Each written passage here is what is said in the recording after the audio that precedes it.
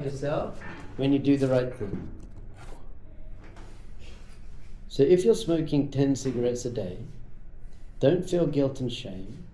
Just try and smoke 9 cigarettes a day and feel good about that.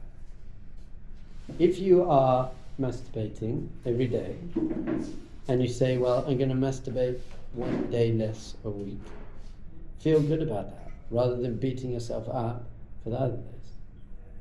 And therefore, once you start feeling good about that, that encourages you to do more. If you have guilt and shame and you put yourself down and you feel bad about it, then you just don't feel great about yourself. When you don't feel great about yourself, you're more prone to do unhealthy things. Because, who am I?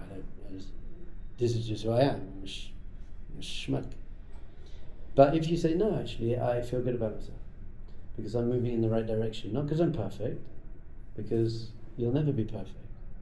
Only I'm perfect. No one else is perfect. Only. But as long as you're trying, honestly trying, and even struggling with this, even the struggle is a beautiful thing, and Hashem appreciates it. Hashem appreciates the fact that you're even aware that this might be something you want to work on. That puts you miles ahead of most people in the world. Most people are just, what pleasure can I get, when and how? The easier the better, the more the better. So the fact that it's even a thing, but don't, God forbid, make it a guilt and shame thing. Make it, this is an opportunity thing. I'm excited to become a better, healthier, greater, nicer person. So he said this. It says in the Holy Zohar,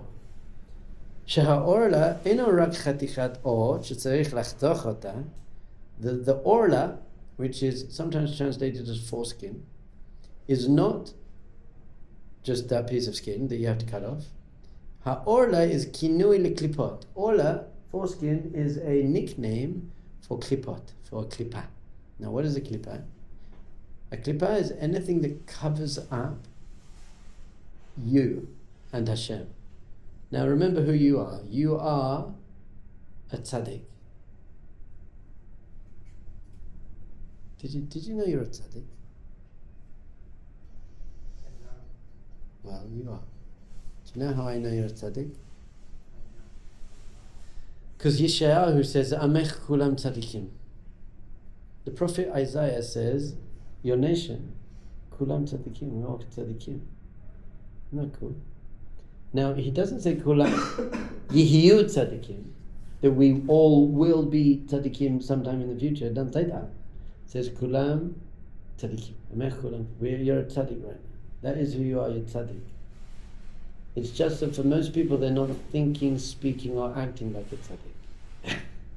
tzaddik. But they are. So their tzaddik essence has been covered up with klipot. So what is the klipah? What's the main klipah really? The main klipah, we call it the Yetzer Hara. And the Yetzer Hara is your not helpful mind patterns. Jealousy, doubt, fear, anger, hatred, victimhood, judgmental, it's not fair, why me, can't be bothered, laziness, vanity, all of that. Because that's not a true expression of who you are, because you're a tzaddik. Isn't that great? So you have to breathe through your nose and say, I'm a tzaddik. I'm such a tzaddik. Now most people are doing the opposite. I'm such an idiot. I'm such a loser. What's wrong with me? Why did I do that? That's all klipat. That's all covering up. You have to say, I'm such a tzaddik. I'm such a tzaddik. And when you let yourself down, that doesn't change that. You say, okay, I let myself down. I did a bad thing, but I'm not a bad person. I did a bad thing, I'm not a bad person. So any kisui, anything that's covering up your relationship with yourself and Hashem, that's called klipa. So what we want to do is we want to take off the orla, which is not just a piece of skin on the sexual organ, it's a covering over your own heart.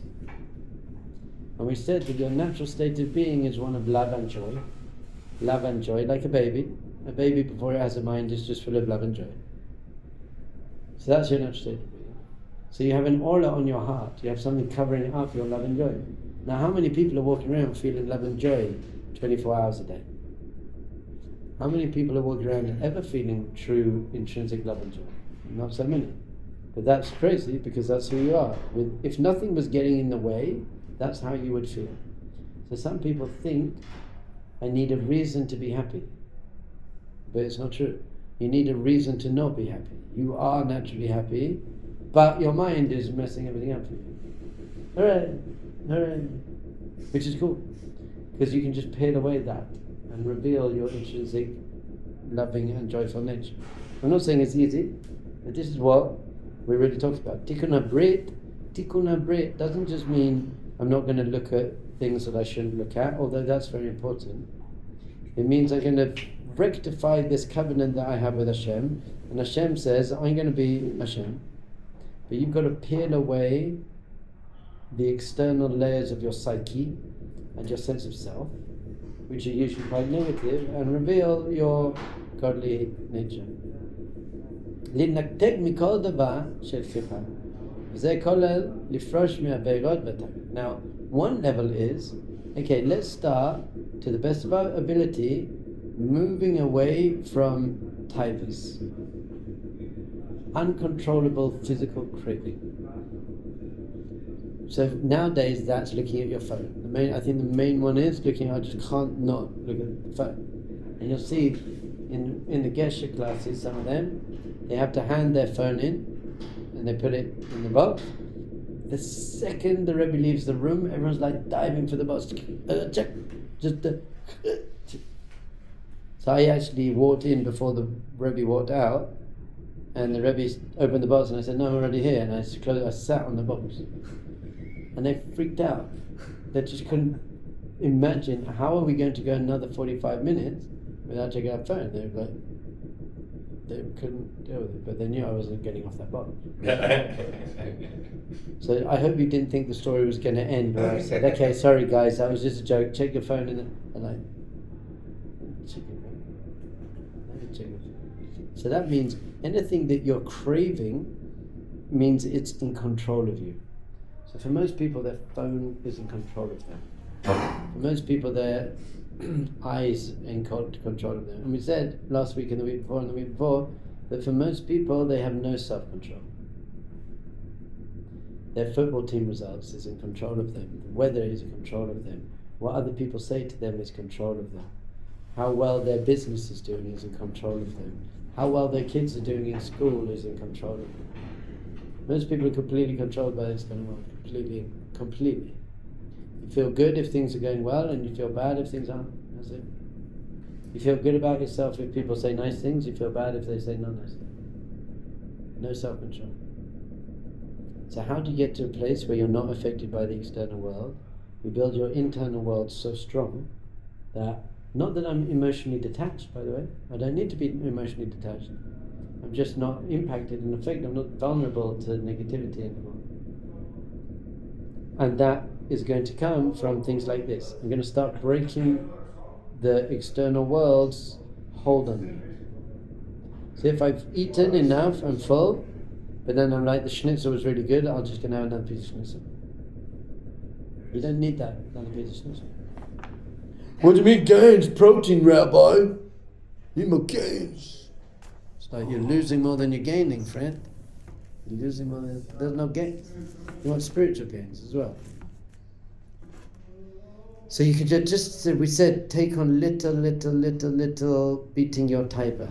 So if at lunch you got the meat option and the chicken option, and you prefer the meat option, you like the chicken, but you would much rather the meat option, then have the chicken. Have the chicken. Now, does that change? Does that make you an amazing person? Is that significant? It's not significant, actually, in and of itself, but it's significant because you broke the taiba. You broke what's in control of you. You gave up what you wanted more for something.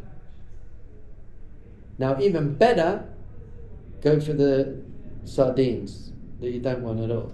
You got the meat option, the chicken option, and then there's the sardines in canola oil. That you don't like that, but it's good protein.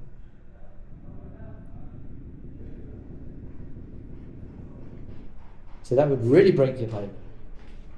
So what do you gain? you gain self-control. What do you gain from self-control? Self-respect. Now, in the food world, not so important. But when your kid is screaming in the middle of the night, that's when you're going to have to use your self-control to not just throw them against the wall. You're going to see one day. You're going to get paid back for everything. I don't care that you're 6 months old. You need to stop crying. You're going to get it. Mida keneged mida, you're going down. Amnan. Tariq lasim lev. You have to pay attention. You have to pay attention. This is very good for when you're walking past a shop and you smell some French fries or pizza and you're just drawn to that. That for sure you know not to do that. Anytime you start feeling a draw, or I want to get that ice cream, or I want to get that, I'm drawn to it, don't get it. Just don't do it. If there's something you don't care so much, then you can get it. Why? Not because eating pizza is a terrible thing, but feeding your craving is a terrible thing because it makes it stronger and stronger and stronger, and you just become more and more of an animal. And then you build your body, you're identifying with your body and your taiva, and then when you need self-control, you won't have it. So practice self-control in areas where it's not so important, so that you can use it when it is important. That's all. Simple. Here's another very major area. You're about to speak Lashon Hara or roast someone. You're about to say something you don't need to say. And you don't. That's immense self-control. And you should feel so good about it. Just about to say something not nice, you what? You're like, I don't need to say that. And no one will know about it. No one even knows about it. Even better. No one knows, but you know about it. I didn't speak Lashon. I was going to, but I didn't. Then we get to the ultimate self-control, which is your own thoughts. Which is, no, I don't want that thought. I'm not having that thought. Can you control your thoughts? Once you can control your thoughts, then you're a master. A master is someone who can control their thoughts.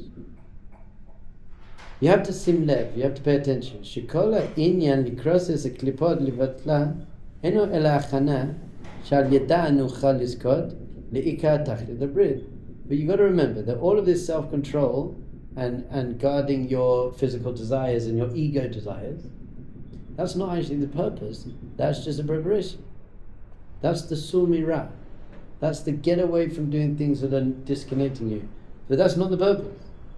Ha'ika abrisi she'Hashem yibrach maftiach lanu shu yishra es shchinато alenu ve'anachnu nizke lakir be'elokoto nechiyot ito b'devekes ba'ahava emunah tanug.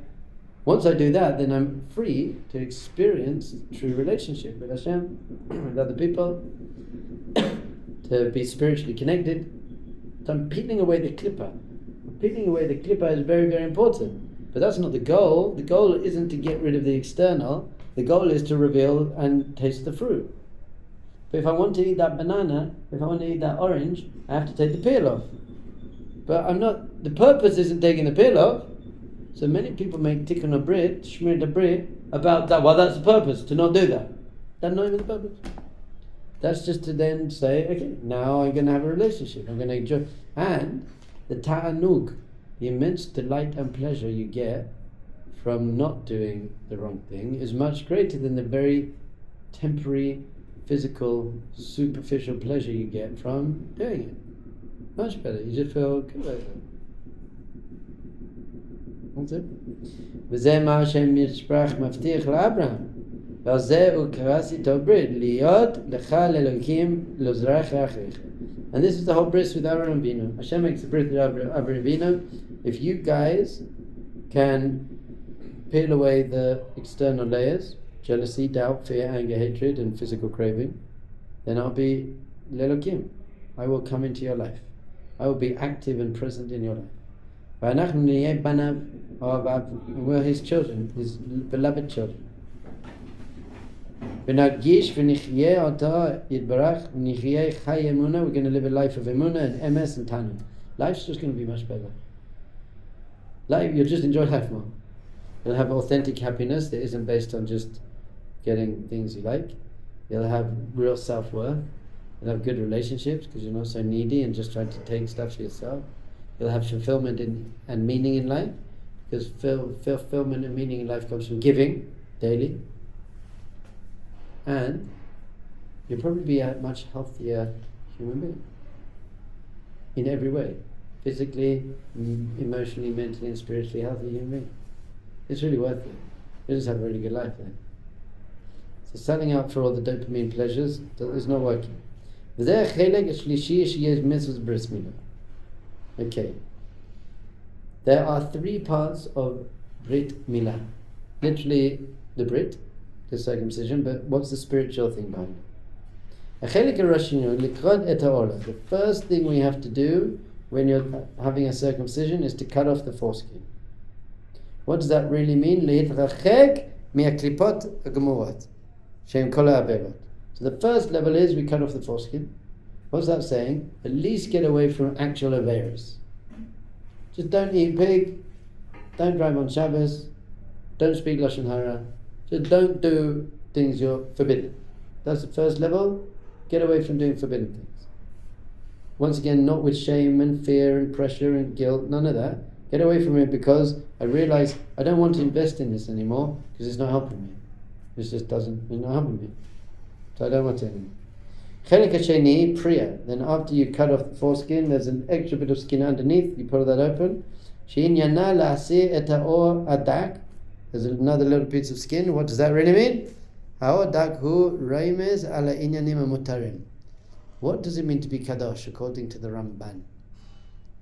What makes someone kadosh is not avoiding forbidden things. It's how they engage in permissible things. If you avoid all the forbidden things and you don't eat pig and you don't break Shabbos and don't masturbate and whatever it is, if you don't do any of that, that's not actually called being kadosh. According to the Ramban, that's called don't do the wrong thing. Kadosh is when it comes to things you're allowed to do. You're allowed to drink beer. You're halachically allowed to drink beer, but you could just become a disgusting, fat, beer drinking loser. And you didn't do anything halachically wrong. You didn't do anything wrong. It's called being a naval berishus hatayra, being a disgusting person with the permission of the Torah. So then a Buddhist monk would say, well, never touch beer. A frat boy would say, drink as much beer as you can. A Buddhist monk would say, never touch beer. Judaism says, no, have a beer with your friends, be normal, it's alright.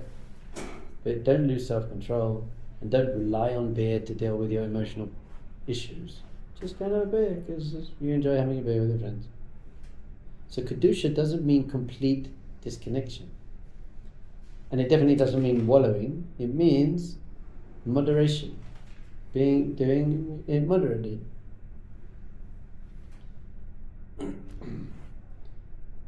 So how much do you eat? How quickly do you eat? How mindfully do you eat? So it could be the most kosher food, glat mahadrin kosher food.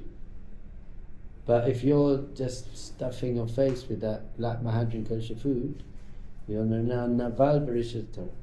Not to mention any all-you-can-eat restaurants in Jerusalem that you should not go to. Starting with a P. Starting with a P. But there's no mastery about that place. You're not a master if you go there. It's the opposite. It should be called the opposite. You're in the pit, you're not a master. You're in the pit and you're not a master. Pity the fool. Pity the fool. Cut that out. You're in the pit and you're not a master. But all you can eat restaurant is basically eat too much restaurant. That's what it means. You are going to eat a lot more than you should. That's what it means. I'm making a chain of restaurants called Eat What You Need. And I get to decide. I look at you, I'm like, this is how much you need to eat. Healthy food. And you're going to eat that, and then you're going to pay loads of money, you're going to charge loads of money. And you know what's crazy? You're going to walk out of there actually feeling good, not starved. You'll be like, oh, I actually got energy from my food. And that, I'll call that master. The real master restaurant.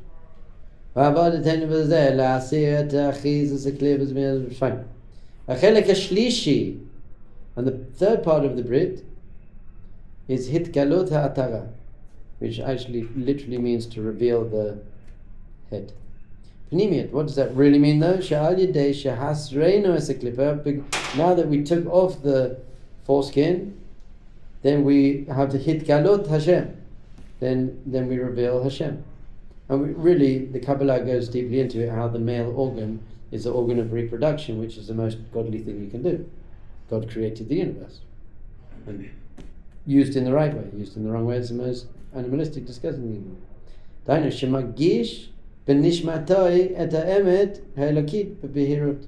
To actually feel spirituality, feel Hashem in your life. That's now opened up before you. וככל שהאדם זוכה לקיים את חלקי הברית הראשונה כראוי, כך הוא זוכה לקלות לקדושה להתענג. So the first thing is, get away from Averas, moving up into Kedusha, and then moving up into Tanug. Tanug is real pleasure, real pleasure.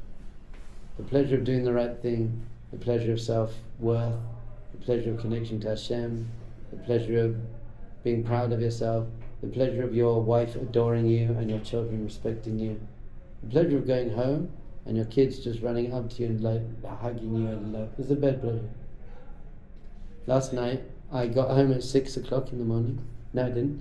I got home at 6 o'clock in the afternoon from work, and I had to leave at 6:45 to go to Bar-Ilan, teach in Bar-Ilan. So I didn't see Binyamin because he was at football practice. Football, kickball with foot. It was at football practice. So I was walking to the central bus station, and I was really upset that I didn't get to hug Binyamin. And I said, I was thinking, I hope he falls asleep on the couch. I was like, because his bedroom's downstairs, he's on a bunk bed. I hope he falls asleep on the couch so I can hug him when I get home. I got home at 11 o'clock, and he was asleep on the couch. Now I knew also it was not only good because I could hug him, I know why he fell asleep on the couch, because he was thinking the same thing. He was like, he was trying to wake up from me. In order to close, he was trying to wake up me. He obviously fell asleep on the couch, and then I cuddled him, and I didn't know. I wanted him to wake up to say new, but I didn't. So I was like, I hugged him a bit, and he didn't wake up. So I didn't know what the joke is, but that was a very special thing. So that's real Tanug. So the Tanug of father, son, doing the right thing, relationship is what we're meant to have with Hashem. Is that it? Well, oh yeah, time goes quickly when you're talking about Chris. And who's living now? You've got to live like this. This is how I live. I'm in the game. I was just talking to someone, and he says he struggles with Shmir Tabrit, but he's been a month now, but his mind's going crazy. Libido, crazy thoughts. And I said to him, firstly, I'm happy because it means you're a normal human. It would be weird if it wasn't, so firstly, cool. But don't make it a big, burdensome challenge. Make it a game. Be like, okay, let's go. Yet Sahara, you want to throw thoughts into my head? Let's see. Come on, let's go. And it comes. Thought comes, bam, knock it out of the way, bam. Hands back to the face all the time, bam. Hands back to the face, bam, bam, bam. And you'll lose a lot, but sometimes you win. It's going to throw a picture of a woman or something, and you'll be like, whoa, no thank you. And you're going to feel good about yourself. Yeah, is that all you got? Come on. Bam, you can't, but then you'll realise, oh, I'm whatever. So you'll lose sometimes. But when you do lose, don't beat yourself up. Say, okay, you got me. Huh? I'm ready for the next round. Let's go. Back. And then you get better and better and better. The thoughts come. And then after a while, when you live like this is how you're living, the thoughts don't come so much. Because the Yetzirah is a bully. And if you don't buy into the bully, it gets weaker. The more you get frustrated with it, then it gets so much strength. The more you say, especially when you lose and you say, okay, you got me, but I'm not beating myself up, that takes away his power. He's like, no, I wanted it. No, It's bad that you thought that, but the Yetzer is extra happy when you then beat yourself up for thinking that. He's like, no, he's really good. I've really seen this about showing all about that. It's so geschmack. And then I thought of an analogy. It's like it talks about how you should be a fighter in life, and that's what I showed him. Where? Do you know First parak, it's geschmack. It's like you can choose to be a chayil Yeah. and fight with Tzaddik or anyway, it's geschmack. But then I was thinking, look at the best fighters in the world, like UFC fighter John Jones, and you see. You think every time he gets punched, you think like the best guys in the world don't get punched, they do. And you think every time they get punched, they start crying on the ground and stuff, like a baby. No, they get punched, and sometimes they realize that they get punched to throw a harder punch back. There's no, the best fighters in the world don't get hit. They always get hit. Everyone gets hit. And you have to work out how to get hit and then fight back. Wasn't it Roger Federer, best tennis player ever? He said, I won 52% of the points I played. Something like that. That's it. He did. But I consistently won one more than that, whatever. Something. So you want to live like this, you want to live like a mensch. You just want to be a mensch. You just want to be a mensch, man. Just be a mensch. And people are like, yeah, you don't understand me. You're like, okay, I don't, but live like a mensch, you know. For your own sake. Be Thank you. a mensch.